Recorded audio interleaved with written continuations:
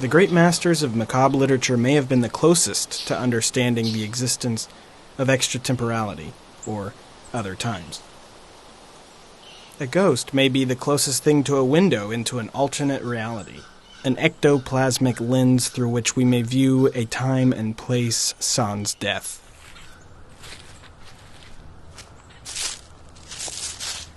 This is not a movie about ghosts. Imagine a time in the far future. Humanity has spread across the galaxy.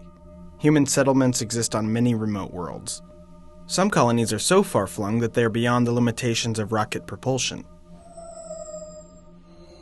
The demand for rapid transmission of people and supplies spurred the development of a new mode of transportation, a sort of interplanetary facsimile.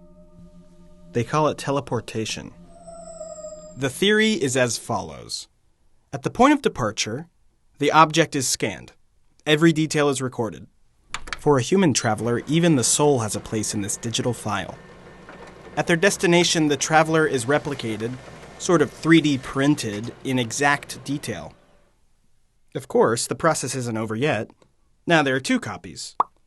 To complete the illusion of travel, the departing copy must be destroyed at the moment of transmission. For a brief moment, the single traveler becomes two travelers. So, are they the same person? Of course not. It must be that if location alone can create identity, then so does time. Time's not a river. It doesn't flow in one direction. It isn't even one continuous line. Time is more like a watershed with little creeks and streams flowing into larger rivers, which then flow into even larger rivers and then branch off into creeks again. Or maybe it's more like a library.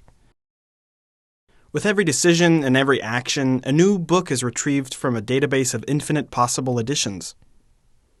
This process is repeated over and over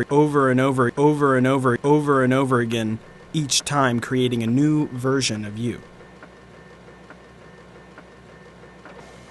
Here's a hypothetical situation. While on vacation in the outer planets, a tourist overindulges at the hotel bar. They teleport back to Earth the next day, and their copy suffers a hangover. Is a traveler somehow indebted to their future self? Here's one more hypothetical situation. With a few simple modifications, the teleporter now prints the traveler's copy in the same city. And more importantly, the original is not destroyed. Let's see what happens.